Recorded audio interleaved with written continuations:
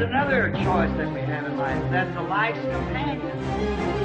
Young man or young woman stepping out on life has been given a right to make a choice. Young man chooses, a young woman has a right to accept or reject it.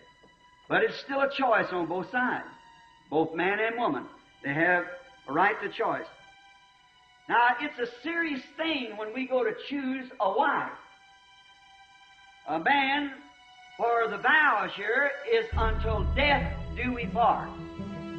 That's how we should keep it. And you take that vow before God, that only death will separate you.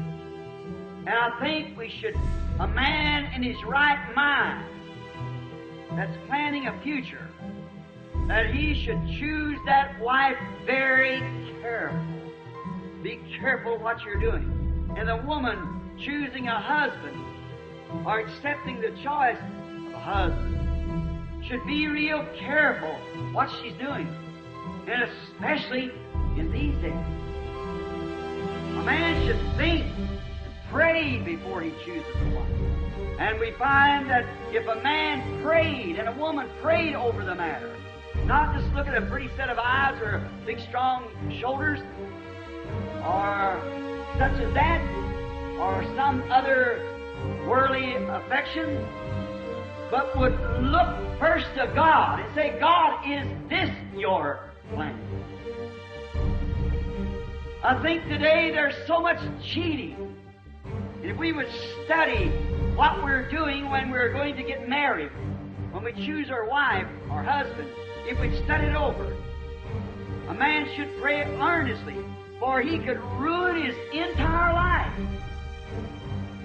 Remember, the vow is until death do we part.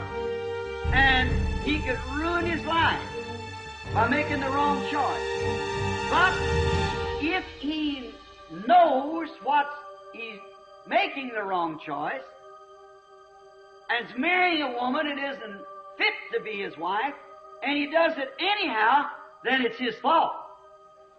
If the woman takes the husband and knows that he's not fit to be a husband to you, then that's your own fault. After you know what's right and wrong. So you shouldn't do it until you thoroughly pray through. So you must make the right choice. Again, the kind of woman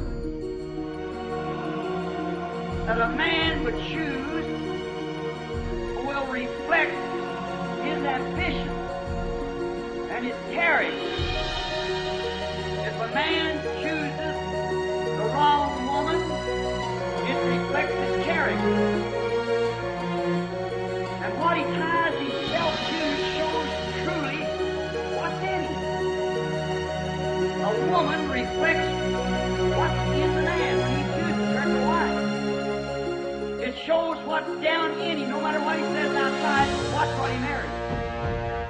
Could you imagine a Christian doing a thing like that? No, sir. I could not. A true Christian will not look for such beauty queens and coarse girls and sex queens. He'll look for Christian character. Now, you can't have all things. There might be one girl that's real pretty.